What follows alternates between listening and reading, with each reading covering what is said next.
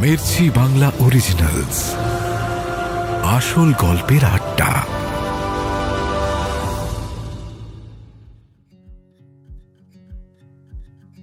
বসন্ত বোধহয় চলে এসেছে। জানলা দিয়ে মিঠে রোদের সঙ্গে ভেসে এলো কোকিলের ডাক। অপরাজিতার বলা প্রত্যেকটা কথা রাইমা মন দিয়ে শুনছে। ও বরাবর হাতে পায়ে চঞ্চল। সেই চঞ্চলতা প্রকাশও পেয়েছে, তবে মানসিকভাবেও এতক্ষণ উতলা হয়ে ওঠেনি। কিন্তু অপরাজিতা আর সৌমিকের প্রেমের গল্প শুনতে শুনতে অধৈর্য হয়ে উঠল। বলল, কিন্তু আমি তো বুঝতেই পারছি না সৌমিকদার সঙ্গে তোর প্রেমটা হলো কিভাবে? এতই যদি রাগ থাকে ওর ওপর, সেটা অনুরাগ হয়ে গেল কি করে? অপরাজিতা বলল, ধৈর্যং রহু, বলছি বলছি সব বলবো। রাইমা বলল, ইস, সাসপেন্স তৈরি করছিস কেন? অপরাজিতা হেসে উঠল এইবার। বলল, সেদিন সৌমিককে অপমান করে তাড়িয়ে দিয়েছিলাম ঘর থেকে। তারপর নিচে নেমে মায়ের কাছে জানতে পেরেছিলাম ওর সম্পর্কে। ওর বয়সী একটা ছেলের কি ধৈর্য, এটা ভেবে অবাক হয়েছিলাম। চুপ করে হাসি মুখে ঘর থেকে চলে গেছিল। মনটা কিছুতেই শান্ত হচ্ছিল না। বারবার মনে পড়ছিল ওর মুখ, ওর হাসি। মায়ের কাছে জেনেছিলাম ওর বেড়ে ওঠার ইতিহাস। নিজেকে খুব অপরাধী মনে হচ্ছিল। না জেনে না বুঝে খাওয়া নিয়ে একটা মানুষকে কথা শুনিয়েছিলাম, তো বুঝতে পারিনি জানিস। ঠান্ডা মাথায় ভাবার চেষ্টা করছিলাম কেন ওর প্রতি আমার খারাপ লাগা তৈরি হয়েছিল। নিজেই প্রশ্ন করেছিলাম নিজেকে। আসলে জানিস রাইমা, আমি নিজেকে ভেঙেছিলাম একরকম। যা যা ঘটেছিল আমার সঙ্গে, আমি তার উল্টো দিকে খুব রূঢ়, কঠিন একটা মানুষ হয়ে দাঁড়াতে চেয়েছিলাম। আমার মনে হয়েছিল সারভাইভ করতে গেলে আমাকে শক্ত হতে হবে। আমার ভেতরটা যে নরম, সেটা কাউকে বুঝতে দেয়া যাবে না। ইমোশন প্রকাশ করলেই আমাকে লোকজন আঘাত দিতে পারবে। তাই সৌমিকের ভালো ব্যবহারটা আমি নিতে পারছিলাম না। মনে হচ্ছিল ওর কিছু উদ্দেশ্য আছে। কিন্তু মনের কথাগুলো জোর গলায় যখন বলে ফেললাম, তারপর বুঝলাম আমি ভুল। আশেপাশে সবাই খারাপ নয়, সবার সঙ্গে আমি খারাপ ব্যবহার করতে পারবো না। আমি আসলে সেই অপরাজিতা নই তো। আমি একটা অন্য মানুষ, যে ভালোবাসে, যে গান গাইতে গাইতে রান্না করে, বাচ্চাদের নতুন নতুন গল্প শোনায়, যে আসলে এখনো ভালোবাসা চায়, ভালোবাসতে চায়। এই অবধি বলে থামলো অপরাজিতা। তারপর উঠে গেল জানলার কাছে। ওদের বাড়ির সামনেই একটা অনেক পুরনো ছাতিম গাছ আছে। হালকা হাওয়ায় সেই গাছ থেকে ছাতিম ফুল ঝরে পড়ছিল রাস্তায়। এই দৃশ্যটাই মন দিয়ে দেখছে অপরাজিতা। রাইমা উঠে গিয়ে ওর পাশে দাঁড়ালো। বলল, আহ, এই ছাতিমের গন্ধটা না মন ভরে যায় আমার। অপরাজিতা বলল, রোজ এই ফুল ফোটে, রোজ ঝরে যায়। ব্যাপারটা কেমন প্রেমের মতো না রে? প্রত্যেক দিন তৈরি হয়, প্রত্যেক দিন ঝরে পড়ে, আবার ফিরে যায় গাছে। রাইমা বলল, তোর বুঝি সৌমিকদার জন্য মন কেমন করছে? যা না, পাশের ঘরেই তো আছে, একটু নিভৃতে সময় কাটিয়ে আয়। অপরাজিতা ওকে আলতো করে ধাক্কা মেরে সরিয়ে দিল। অসভ্য মেয়ে একটা, বলেই হাত দিয়ে মুখ ঢাকলো। রাইমা ওর হাতটা সরিয়ে দিল। লজ্জায় অপরাজিতা লাল হয়ে গেছে। রাইমা বলল, ওহে আমার সিঁদুরে মেঘ, এবার বলো কেমন করে তুমি বার্তা পৌঁছে দিলে প্রিয়তমর কাছে? অপরাজিতা বলল, ঝগড়া তো করলাম, কিন্তু রাতে ঠিক করে ঘুম হলো না। চুপ করে শুয়ে থাকলাম সারা রাত। ভাবলাম কি করা যায়। ঠিক করলাম পরদিন একবার ওর ক্লিনিকে যাব। রাইমা উত্তেজিত হয়ে জিজ্ঞেস করলো, গেলি? অপরাজিতা মাথা নাড়ল। রাইমা এবার প্রায় লাফিয়ে উঠল। বলল, তারপর তারপর? অপরাজিতা মাথা নিচু করে বসে রইল খানিকক্ষণ। রাইমা এদিকে আর ধৈর্য রাখতে পারছে না। অপরাজিতাকে জোরে ঝাঁকিয়েও জিজ্ঞেস করলো, বল না কি হলো তারপর? অপরাজিতা হাসি হাসি মুখে বলল, গোছাতে পারছি না জানিস, শব্দ পাচ্ছি না। নিজের কোনো কাছের মানুষ সম্পর্কে এরকম করে কখনো বলিনি তো। সেদিন যে কি ভালো লেগেছিল আমার সৌমিককে। রাইমা মজা করে বলল, বুঝতেই পারছি। অপরাজিতা বলল, ক্লিনিকে ঢুকতেই একজন বয়স্ক মহিলা এগিয়ে এসেছিল, বলেছিল, তুমি তো অপরাজিতা। আমি খুব অবাক হয়েছিলাম, জিজ্ঞেস করেছিলাম, কি করে চিনলেন? আমি তো আপনাকে চিনি না। মহিলা হেসে বলেছিলেন, আমি ডাক্তারবাবুর রিসেপশনিস্ট। আপনি যে আসবেন ডাক্তারবাবু আমাকে আগেই জানিয়ে রেখেছিলেন। মনে মনে ভেবেছিলাম, কি অদ্ভুত মানুষ। গত রাতের ওই আচরণের পরেও সৌমিক এত কনফিডেন্ট কি করে? তারপর মহিলাকে জিজ্ঞেস করেছিলাম, ওনার সঙ্গে একবার দেখা করা যায়? মহিলা বলেছিলেন, 8 ঘন্টা অপেক্ষা করুন, উনি একটা অ্যাপয়েন্টমেন্টের মধ্যে আছেন, তবে আর কোনো অ্যাপয়েন্টমেন্ট রাখেননি ডাক্তারবাবু। আমি বসেছিলাম আরও 8 ঘন্টা। কাঁটায় কাঁটায় 35 মিনিট কেটে গেল। আমি অপেক্ষা করছিলাম, বুকের ভেতরটা ধুকপুক করছিল। সৌমিক কি আজকে আমাকে পাল্টা অপমান করবে? নানা রকম চিন্তা ভিড় করছিল মাথায়। তারপর সৌমিক দরজা খুলে বেরিয়ে এলো, মুখে এক রাশ হাসি। এসে জিজ্ঞেস করলো, পেট ফুলে গেছে নিশ্চয়ই, এবার গালমন্দ করতে হবে তো। এই যে আমি দাঁড়িয়ে আছি সামনে, বলুন কি বলবেন আজ? সৌমিকের প্রশ্ন শুনে আমি হঠাৎ কথা খুঁজে পাচ্ছিলাম না, মাথার ভেতরে সব গুলিয়ে যাচ্ছিল। বুঝতেই পারছিলাম না ও অপমান করছে নাকি সত্যি এরকম। আমি চুপ করে আছি দেখে সৌমিকই আবার কথা বলেছিল, শোনো, তুমি আমাকে যা বলবে তাই শুনবো আমি। বিশ্বাস করো, কালকে রাতের পর থেকেই অপেক্ষা করছি। এই পর্যন্ত বলে থামলো অপরাজিতা। রাইমা বুঝল এর পর থেকেই আসল গল্পের শুরু। ও জিজ্ঞেস করলো, তারপর? অপরাজিতা বলল, সৌমিকের কথার কোনো উত্তর আমার কাছে ছিল না। আমি উঠে দাঁড়িয়েছিলাম, সোজা বেরিয়ে যাচ্ছিলাম ওখান থেকে। সৌমিক ডেকে বলেছিল, যেও না প্লিজ, যা বলতে এসেছো বলে যাও। আমি ততক্ষণে বুঝে গেছি খুব একটা কথা বলতে পারবো না, তাই কোনো মতে একটাই শব্দ উচ্চারণ করেছিলাম, সরি। আমার চোখের পাতা ভিজে গেছিল। ওর সামনে কাঁদতে চাইনি আমি, তাই ছুটে বেরিয়ে যাওয়ার চেষ্টা করেছিলাম। সৌমিক আমাকে বেরিয়ে যেতে দেয়নি। দরজার সামনে এসে বলেছিল, এইটুকু সরিতে কাজ হবে না, বড় করে সরি বলতে হবে। তারপর আমার চোখের দিকে তাকিয়ে হেসেছিল। জানিস রাইমা, আমি আজ পর্যন্ত এরকম নিষ্পাপ চোখ দেখিনি। ওর হাসিটা বড্ড সংক্রামক। চোখের জল গালে গড়িয়ে পড়েছিল, তবুও হেসে উঠেছিলাম আমি। সৌমিক বলেছিল, ইস, হাসবেন না কাঁদবেন আগে ঠিক করুন তো, আর তার সঙ্গে চা না কফি?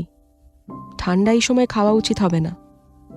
আমি বলেছিলাম, আপনি বুঝি সর্দি কাশিও সারিয়ে থাকেন? সৌমিক বলেছিল, না না, আমি জেনারেল ফিজিশিয়ান নই, কিন্তু মন ভালো করে দিতে জানি। আর জানেন তো, মন ভালো থাকলে সর্দি কাশি অ্যাসিডিটি কিচ্ছু হয় না। অপরাজিতাকে আর কথা বলতে দিল না রাইমা। বলল, সিটি মারবো, 1 সেকেন্ড, আমি সিটি মারবো, এই সিনটা সিটি ডিজার্ভ করছে, 1 সেকেন্ড। অপরাজিতা গম্ভীর ভাব দেখিয়ে বলল, তোর বয়স কত রে? ক্লাস 7-এ পড়িস মনে হচ্ছে। রাইমা বলল, তোর হাত থেকে যদি সৌমিকটা বাই চান্স ফসকে যেত তাহলে কি করতিস? ভারী আমার ম্যাচিওর দিদিমণি এলো রে। অপরাজিতা মাথা উঁচু করে বলল, কোনো দিন এমনটা হতো না। রাইমার কপালে ভাঁজ পড়ল। খুব গম্ভীর মুখ করেও বলল, এত কনফিডেন্স কি করে? অপরাজিতা বলল, বললাম না, সব ফুল ফিরে আসে গাছে, সময়ের ধাক্কায় ঝরে যায়।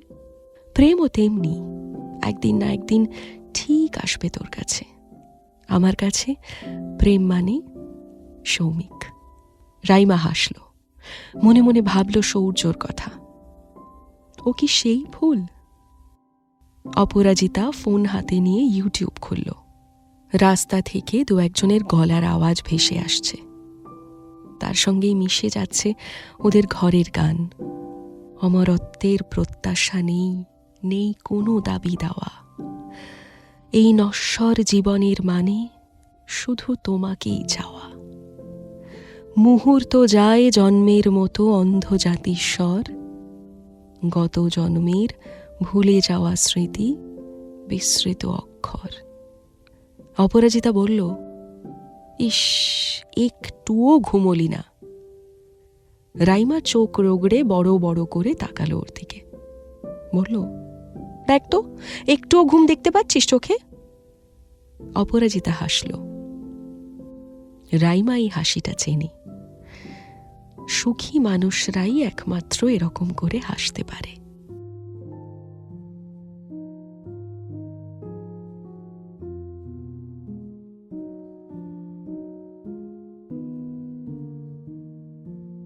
রাইমা বালিশ নিয়ে বিছানায় গড়িয়ে পড়ল।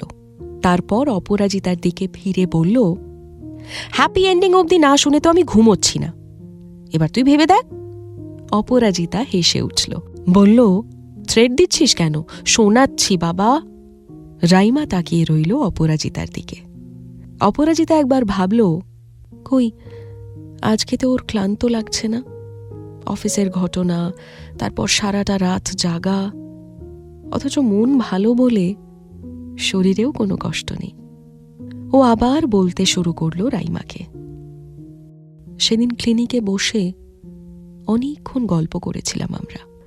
খুঁটিয়ে খুঁটিয়ে সৌমিক জেনে নিচ্ছিল আমার ভালো লাগা, খারাপ লাগা।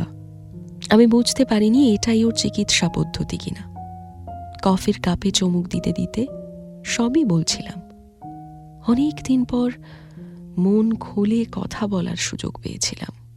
ছোটবেলা কেটে যাওয়ার পর কেউ কোনোদিন জানতে চায়নি আমার প্রিয় ফুল কি, প্রিয় অভিনেতাকে। ভালো লাগছিল উত্তর দিতে। তারপর সৌমিক জিজ্ঞেস করেছিল কি সমস্যা হচ্ছে। বলেছিলাম ওকে, সবসময় বুকের ওপর একটা ভার, কষ্টের পাহাড় তৈরি হয়েছে। আমি না চাইলেও অনেক কিছু ভেবে ফেলছি, আর ভয়টা শুরু হচ্ছে। তারপরেই শ্বাসকষ্ট হচ্ছে। সৌমিক আমাকে বলল, ও বাবা, তাহলে তো আপনার কিচ্ছু হয়নি। আমি বললাম, মানে? হঠাৎ করে সৌমিক হেসে উঠল, বলল, আচ্ছা আপনিই বলুন, নিজেই যখন বুঝতে পারছেন যা কিছু ভাবছেন সেসব ভুল, তাহলে তো আর চিন্তাই নেই। সেসব ভাবনা জোর করে একটু মাথা থেকে বের করে দিতে হবে। আর তার সাথে কয়েকটা ট্রিক আছে, সেসব মেনে চললেই হবে। আমি বাধ্য মেয়ের মতো মাথা নাড়লাম। সৌমিক বলল, বাবা, ভারী শান্ত মানুষ তো আপনি। আমি বললাম, মজা করছো? ভালো, এখন তো আমি মজা করার পাত্রই। সৌমিক বলল, আপনি একদম কথায় কথায় রেগে যাবেন না তো? প্রশংসা করলাম আর বলে কিনা মজা করছি। যাই হোক, এবার আসল কথায় আসুন দেখি। এই যে এত কষ্ট, এত রাগ, কি জন্য শুনি? কার ওপর? এতক্ষণ পর্যন্ত আমার ভালোই লাগছিল কথা বলতে। মানে সৌমিককে ভালো লাগছিল তাই নয়, কথা বলতেও ভালো লাগছিল। কিন্তু এই প্রশ্নটা বড় কষ্টের। সেদিনই আমি সবটা গুছিয়ে বলতে পারতাম না। মনে কোনো দ্বিধা না রেখে বললাম সৌমিককে, সব গুছিয়ে বলতে পারবো না।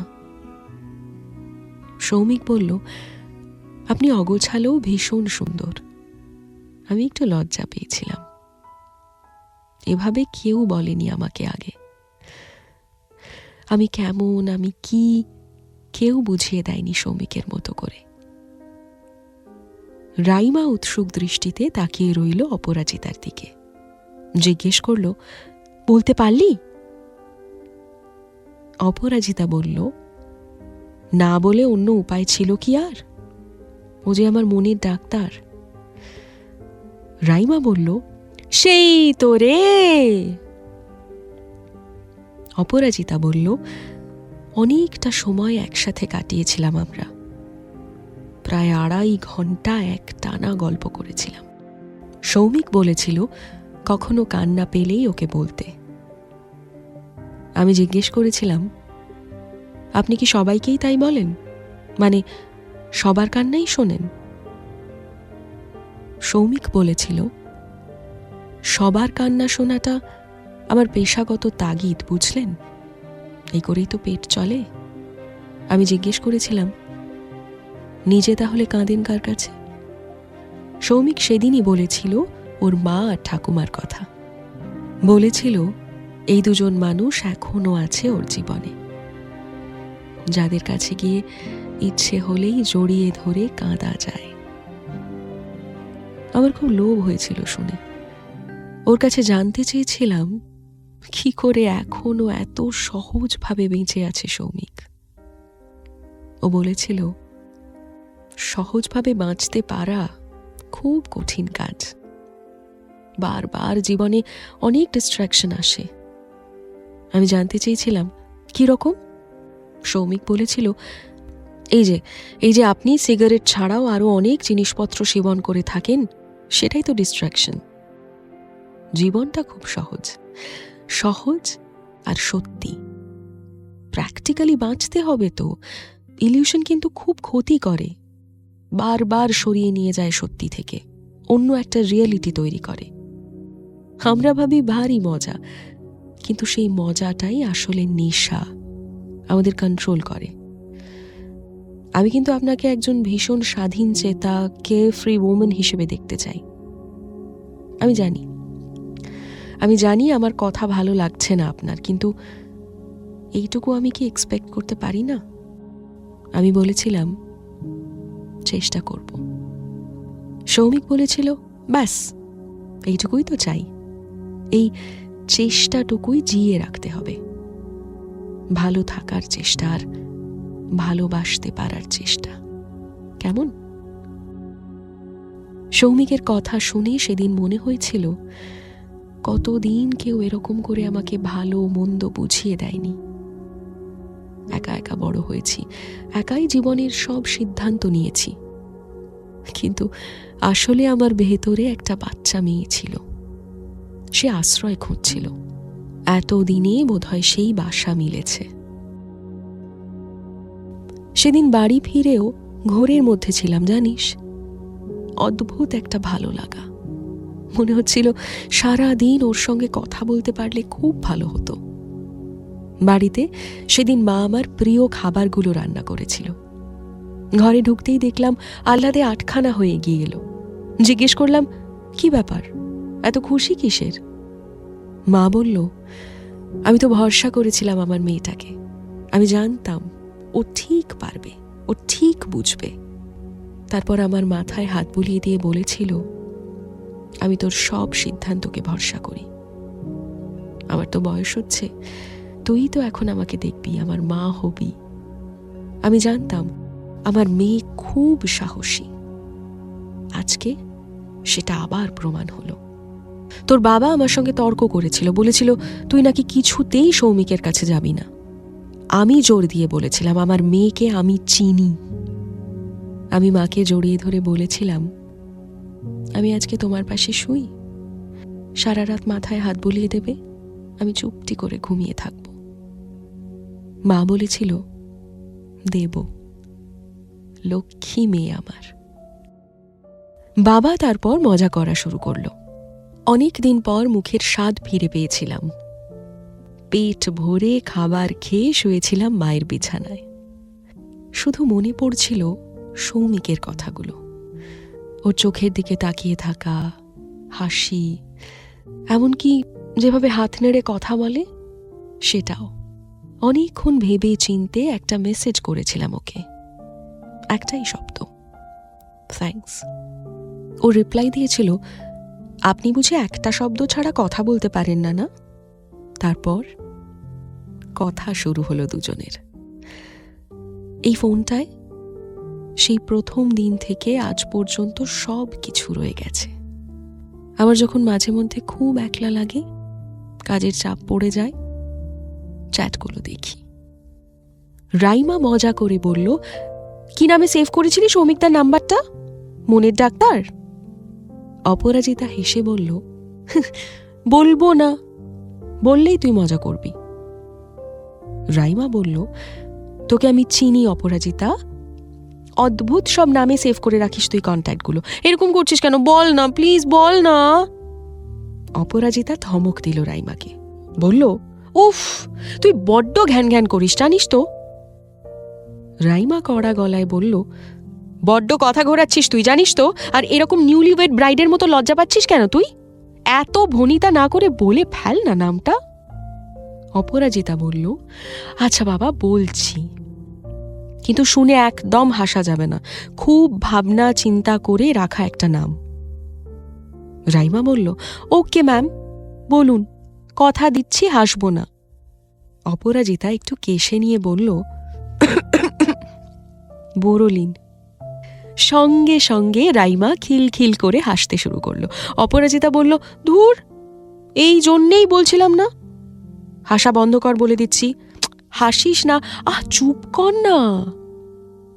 অথচ রাইমার হাসি ধরে না। অপরাজিতা এবার জোর করে রাইমার মুখে হাত চাপা দিল। রাইমা ওভাবেই বলল, আরে আরে আরে ছাড় ছাড়, আরে হাসবো না, আরে প্রমিস প্রমিস হাসবো না, ছাড় না, একদম একদম রামগুরুরের ছানা হয়ে থাকবো, ছাড় না। অপরাজিতা ছেড়ে দিল ওর মুখ, বলল, আমার মনের সব ক্ষতগুলো সারিয়ে দিয়েছে সৌমিক। রাইমা বলল, সৌর্য কি তবে ডেটল? কাটা জায়গা দেখলেই জ্বালা করে। অপরাজিতাও এবার হাসতে শুরু করল। দুই বন্ধুর হাসি ছড়িয়ে গেল সারা বাড়িতে। কলকাতার ব্যস্ততা ছাপিয়ে ছুটির মতো নির্মল হাসি।